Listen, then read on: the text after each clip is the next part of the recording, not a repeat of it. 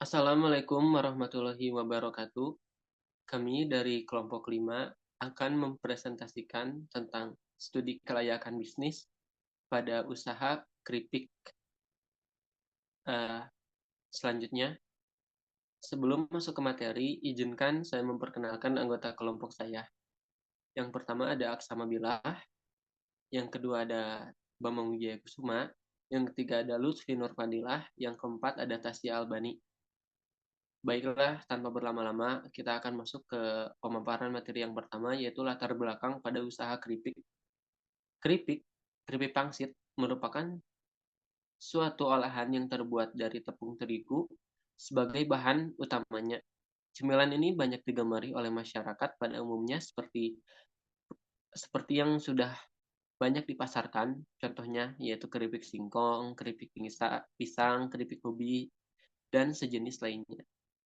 Keripik pangsit pada umumnya mempunyai cita rasa yang gurih dan juga biasanya menjadi teman cemilan atau pelengkap makanan pada makanan seperti bakso, mie ayam, nasi goreng, dan lainnya.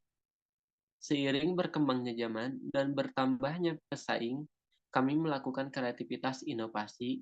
Kami membuat inovasi terbaru dengan rasa yang berbeda dan variatif seperti rasa coklat, green tea, keju, pedas, chili oil sebagai pembeda dengan pesaing lainnya, dan kami juga menjadikan ini sebagai peluang usaha. Selanjutnya, yang kedua kita akan memasuki aspek pemasaran. Menurut Ciptono, pemasaran adalah suatu proses menciptakan, mendistribusikan, mempromosikan, dan menetapkan harga barang, jasa, dan gagasan untuk memfasilitasi relasi pertukaran yang memuaskan dengan para pelanggan dan untuk membangun dan mempertahankan relasi yang positif. Aspek pemasaran ini kami juga melakukan pemasaran baik secara langsung maupun digital dengan cara memasarkannya pada media sosial dengan menggunakan ide kreatif seperti video atau visual. Dan kami juga menggunakan WA sebagai media promosi. Yang selanjutnya ada aspek manajemen operasional. Menurut Farinduri, manajemen operasional ialah suatu bentuk dari pengelolaan yang menyeluruh dan optimal pada sebuah masalah tenaga kerja, barang, mesin, peralatan, bahan baku, atau produk apapun yang dijadikan sebuah barang atau jasa bisa bisa diperjualbelikan. Kami juga sangat mengoptimalkan pada manajemen operasional, tentunya dengan bahan baku yang kualitas terbaik yang kami miliki, sehingga para pelanggan pun dapat mendapatkan hasil yang maksimal, serta baik dari tenaga kerja yang sudah kompeten, mesin yang terbaik, dan peralatan yang lengkap. Selanjutnya, nah, yang selanjutnya itu ada aspek sumber daya manusia. Menurut Nikadek, manajemen sumber daya manusia adalah proses menyampaikan tujuan organisasi lewat memanfaatkan manusia ataupun orang yang terdapat di dalamnya, individu ataupun karyawan yang dikelola supaya mempunyai kompetensi serta kemampuan bagus yang diperlukan dalam menunjang pekerjaannya. Kami juga di sini memiliki 4 tenaga kerja yang masing-masing mempunyai job desk-nya masing-masing. Pemilihan tenaga kerja yang kompeten menghasilkan produk yang kompeten pula, karena sumber daya yang mumpuni dapat menghasilkan dan mempercepat produksi juga. Sumber daya merupakan faktor yang penting bagi perusahaan dagang, karena tanpa adanya sumber daya, perusahaan tidak akan jalan baik dari segi operasional maupun pemasaran itu sendiri. Yang selanjutnya ada aspek keuangan.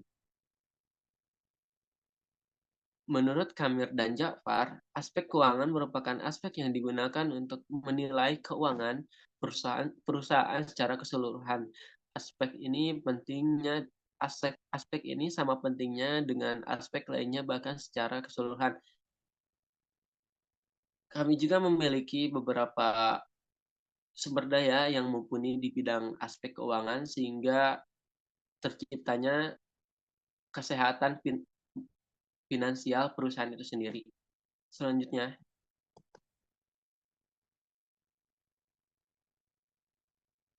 ah, biasanya ada maksud dan tujuan studi kelayakan bisnis. Yang pertama, maksud dan tujuan studi kelayakan bisnis sebagai bahan evaluasi studi kelayakan bisnis pada perusahaan keripik yang akan dijalankan dalam rangka menentukan layak atau tidaknya usaha tersebut yang dijalankan. Yang selanjutnya ada tujuan studi kelayakan bisnis. Yang pertama, aspek pemasaran.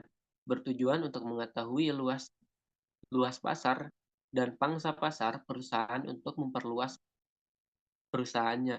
Yang kedua, aspek operasional. Bertujuan untuk menyusun rencana kerja perluasan sebagai langkah pertama yang dijadikan pedoman pelaksanaan kerja perusahaan khususnya keripik dan penentuan job description. Yang ketiga ada aspek manajemen operasional, bertujuan untuk menilai apakah sumber daya manusia yang ada di perusahaan sudah dikelola dengan baik dan sesuai dengan standar yang seharusnya ditetapkan oleh perusahaan.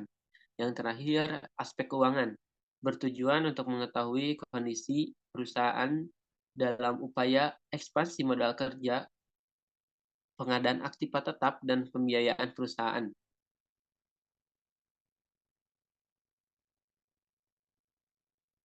Yang selanjutnya akan disampaikan oleh teman saya.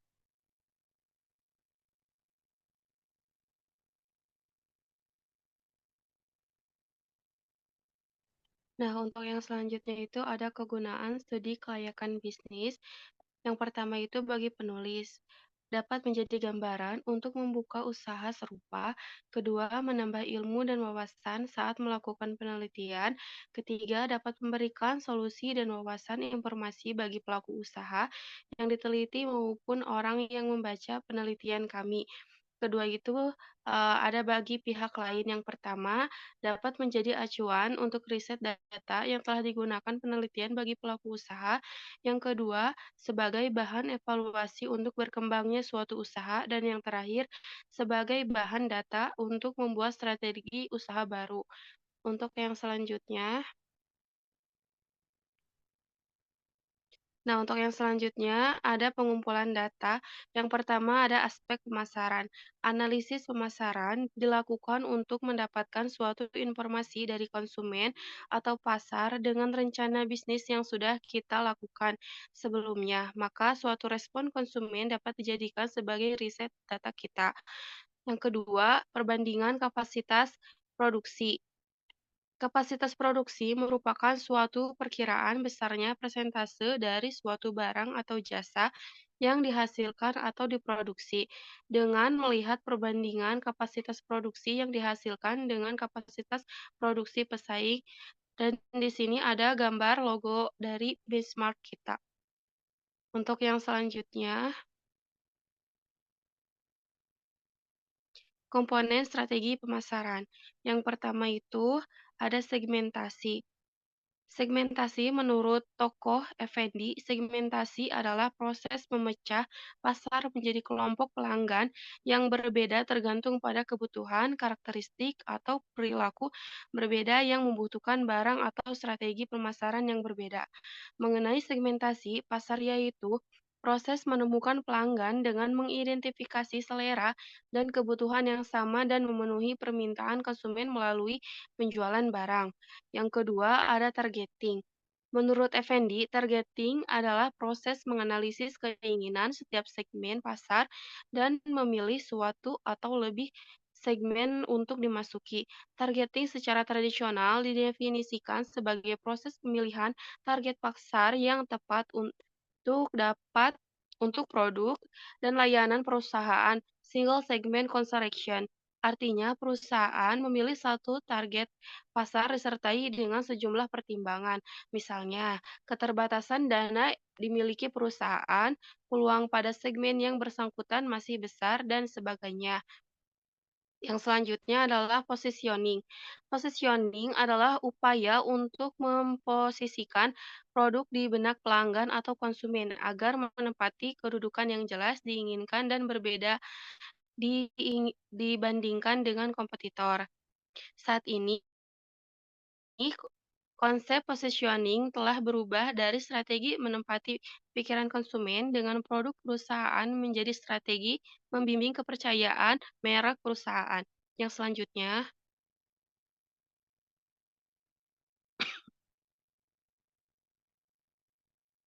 selanjutnya adalah komponen taktik pemasaran, differentiation. Pada Pusparasa, konsumen merupakan menjadi beberapa karakteristik seperti yang telah dijelaskan pada segmentasi demografis. Maka dengan hasil analisis ini, Pusparasa menyediakan beberapa makanan ringan selain daripada pangsit goreng itu sendiri untuk membedakan dengan pesaingannya. Selanjutnya itu ada marketing mix 4P adalah rangka kerja yang dikembangkan oleh seorang ilmuwan pemasaran bernama Jerome McCarthy pada tahun 1960.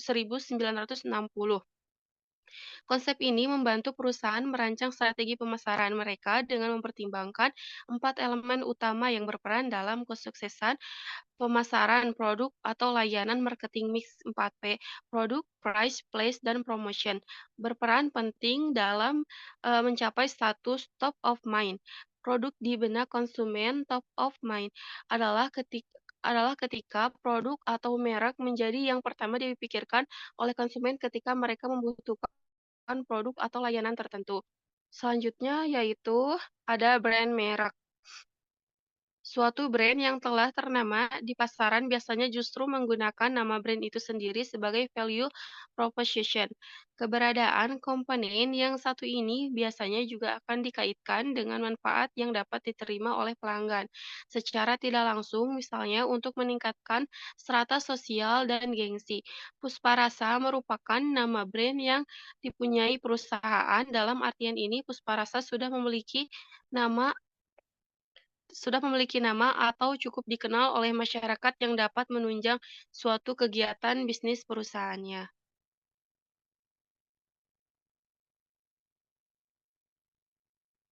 Selanjutnya, Selanjutnya ada servis yang diberikan Pusparasa adalah pelayanan yang sangat ramah, kecepatan melayani pelanggan, memberikan testi kepada konsumen jika ingin mencicipi suatu produk, menyediakan pesanan, dan saluran distribusi lainnya. Selanjutnya akan dibacakan oleh teman saya yang bernama Aksa.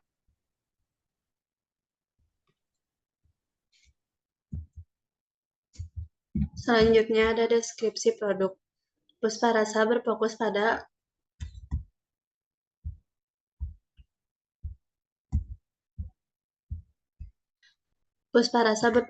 kegiatan berjualan secara langsung atau offline dibandingkan secara online, tetapi tidak menutup kemungkinan Pusparasa bisa menjual secara online dan bisa dikirim ke berbagai daerah. Produk yang dijual pun begitu banyak, ada pangsit goreng yang sering dibeli dan digemari masyarakat, keripik tempe, kuping gajah, keripik pisang, keripik ubi, sistik, makaroni, dan sebagainya. Hal ini merupakan salah satu pembeda dengan pesaing lainnya. Desain produk kemasan yang dipakai pun memakai standing pouch yang diberi logo nama brand sendiri yaitu Pusparasa. Untuk produk yang berisi sekitar 250 gram sampai 500 gram. Sedangkan konsumen yang membeli lebih dari 1 kilo memakai kemasan plastik yang tebal dan diikat rapat. Selanjutnya sistem kompensasi dan jumlah karyawan. Sistem kompensasi yang pertama gaji per jam. Gaji per jam untuk karyawan produksi berdasarkan tingkat pengalaman dan keterampilan. Bonus kinerja, bonus triwulan atau tahunan berdasarkan pencapaian target produksi. Tunjangan kesehatan berupa asuransi kesehatan komprehensif untuk karyawan dan tanggungannya. Jumlah karyawan, perencanaan tenaga kerja, menentukan jumlah karyawan, produksi berdasarkan proyeksi permintaan pasar dan kapasitas produksi. Selanjutnya, mengoptimalkan tenaga kerja dengan menerapkan otomatisasi dan praktik lean manufacturing untuk mengurangi kebutuhan tenaga kerja. Selanjutnya, manajemen pergantian karyawan atau menawarkan program pelatihan dan pengembangan serta lingkungan kerja yang mendukung untuk mempertahankan karyawan. Pusparasa sendiri memiliki 4 karyawan dengan jam operasional dari jam 7 pagi sampai jam 9 malam. Selanjutnya ada aspek pemasaran. Aspek pasar, Krepik merupakan usaha di bidang makan ringan yang menciptakan inovasi terbaru yang dapat membedakan antara pelaku usaha lainnya. Riset pasar yang telah dilakukan, ternyata masyarakat sering menyukai makanan yang kita jual, yang dapat dilihat dari respon masyarakat terhadap penjualan kita. Komponen strategi pemasarannya yang pertama ada segmentasi demografis. Target konsumen dimulai dari usia 10 tahun sampai 60 tahun, sedangkan untuk pekerja itu umum karena dilihat dari pendapatan masyarakat, yang mana masyarakat sekitar relatif bisa membeli produk jualan yang harganya relatif terjangkau. Yang kedua ada segmentasi geografis, berdasarkan pemilihan tempat berjualan, target konsumen, lokasi pemilihan cukup strategis. Yang ketiga ada segmentasi perilaku, sikap, reaksi, dan penggunaan konsumen terhadap produk. Krepik cukup antusias dan respon masyarakat sangat baik, dapat dilihat dari baik diterimanya produk kita. Yang terakhir ada segmentasi psikografis, masyarakat sangat menerima dengan baik produk keripik, di mana setelah melakukan riset, konsumen sangat mengembari produk keripik. Masyarakat sekitar menjadikan makanan ringan baksit ini sebagai teman cemilan dan cukup sering dibeli. Nah, di sini ada logo produk kita. Selanjutnya ada targeting. Setelah melakukan riset dan perencanaan, dapat dilihat mana strategi yang cukup efektif untuk digunakan ke depannya. Sebagai target untuk merencanakan usaha bisnis dengan menekankan beberapa langkah di antaranya. Yang pertama, mempertimbangkan perencanaan yang lebih matang. Yang kedua, mempertimbangkan target pasar. Yang ketiga, mengevaluasi rencana kerja. Yang keempat, meriset data sebagai acuan rencana perbaikan ke depannya. Selanjutnya ada positioning.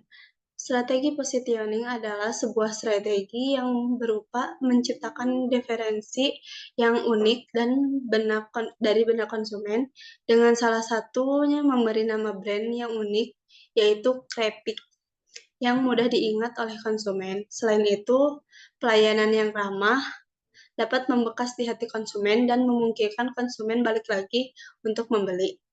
Selanjutnya, komponen teknik pemasarannya dengan mengetahui segmentasi dan mengetahui target pasar dapat mempengaruhi beberapa segmen, baik segmen berdasarkan demografis, geografi, maupun perilaku konsumen. Dengan menetapkan harga yang tepat dan juga nilai kualitas yang sesuai dengan produk yang dijual. Selanjutnya, promosi menggunakan alat platform digital. Ini sangat efektif, lebih efisien, dan lebih hemat biaya, serta jangkauannya lebih luas terhadap kalangan masyarakat. Pengembangan produk adalah ujung tombak di mana setiap perusahaan harus lebih kreatif, tidak hanya bertahap satu produk, tetapi harus menciptakan produk yang lebih baik ataupun mengembangkan yang sudah ada.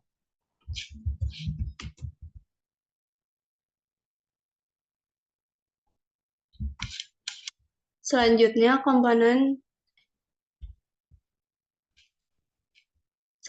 akan disampaikan oleh Saudara Lutfi.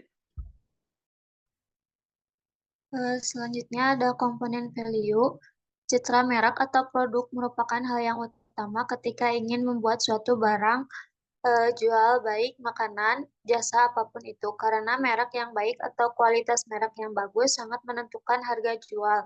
Sehingga pada saat ini orang-orang lebih mementingkan citra merek yang tidak berbanding lurus dengan kualitas bahan yang digunakan.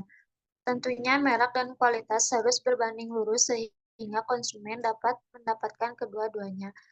Kripika adalah perusahaan rumahan yang berfokus pada penjualan keripik yang memiliki berbagai macam varian rasa dan juga menjual kembali sebagai alat pelengkap kepada tukang bakso, mie ayam, dan UMKM yang membutuhkan produk pangsit.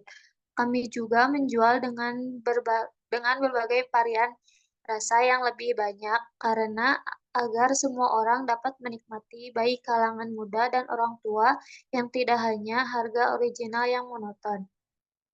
Kemasan juga menentukan karena dengan kemasan yang menarik tentunya menggunakan bahan yang ramah lingkungan, tidak menggunakan plastik. Kami juga membuat keripik dengan berbagai macam ukuran sesuai kemasan yang tersedia dan juga desain yang menarik pada kemasan yang menarik. Next. Selanjutnya, ada analisis SWOT perusahaan pesaing. Berikut ini adalah analisis SWOT perusahaan pesaing. Yang pertama ada strength atau kekuatan. Yang pertama ada lokasi strategis. Toko berada di lokasi yang ramai dikunjungi wisatawan, seperti dekat dengan tempat wisata, stasiun, atau bandara sehingga mudah diakses oleh banyak pelanggan. Dan yang kedua ada produk lokal yang otentik. Menawarkan berbagai produk lokal yang unik dan otentik yang sulit ditemukan di tempat lain, menarik bagi wisatawan yang mencari oleh-oleh khas. Selanjutnya ada reputasi yang baik. Toko sudah dikenal luas oleh wisatawan dan penduduk lokal sebagai tempat yang andal untuk membeli oleh-oleh berkualitas. Dan ada juga layanan pelanggan yang baik, staf yang ramah dan membantu, yang memberikan pengalaman belanja yang menyenangkan dan membuat pelanggan ingin kembali. Terakhir ada diversifikasi produk, menyediakan berbagai jenis produk mulai dari makanan ringan, kerajinan tangan, pakaian, hingga souvenir, memenuhi berbagai kebutuhan dan preferensi pelanggan. Selanjutnya, next.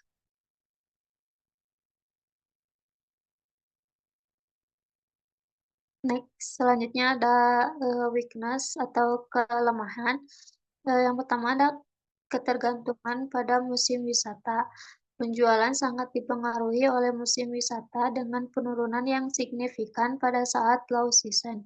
Yang kedua ada manajemen persediaan yang kurang efektif, tantangan dalam mengelola persediaan secara efisien yang dapat menyebabkan kelebihan atau kekurangan stok.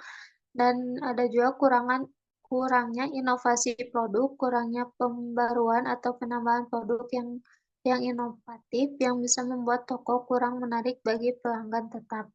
Ada juga biaya operasional yang tinggi. Biaya operasional yang tinggi seperti sewa tempat di lokasi strategis dan gaji karyawan yang dapat mengurangi margin keuntungan. Selanjutnya ada penggunaan teknologi yang terbatas. Kurangnya pemanfaatan teknologi dalam operasional bisnis seperti sistem manajemen inventaris dan penjualan online. Selanjutnya ada opportunity atau peluang. Ekspansi pasar online, memanfaatkan e-commerce dan media sosial untuk menjangkau pelanggan di luar daerah wisatawan utama serta menawarkan layanan pengiriman. Selanjutnya ada kemitraan dengan bisnis lokal. Membangun kerjasama dengan bisnis lokal lainnya seperti hotel, restoran, dan agen perjalanan untuk meningkatkan visibilitas dan penjualan.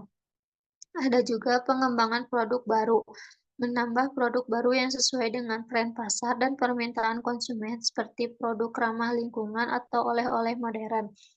Ada juga program loyalitas pelanggan, mengimplementasikan program loyalitas untuk meningkatkan retensi pelanggan dan mendorong pembelian berulang. Dan yang terakhir ada promosi dan pemasaran kreatif, menggunakan strategi pemasaran yang kreatif dan efektif seperti diskon khusus, paket bundling, atau event promosi untuk menarik lebih banyak pelanggan. Selanjutnya,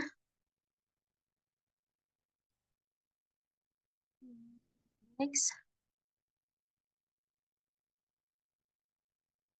Selanjutnya ada threats atau ancaman.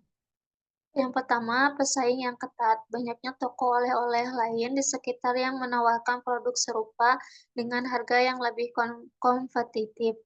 Ada juga perubahan preferensi konsumen. Perubahan dalam tren dan preferensi konsumen yang dapat mempengaruhi permintaan terhadap produk tertentu.